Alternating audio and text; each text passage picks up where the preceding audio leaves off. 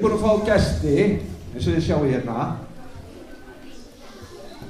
Gamla og aðeins yngri fótboltamenn. Já, þið þekkið þá.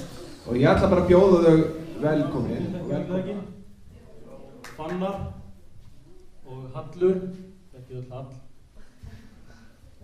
Mikill söngvari. Hallur ætlar að stjórna söngnum að þetta ekki.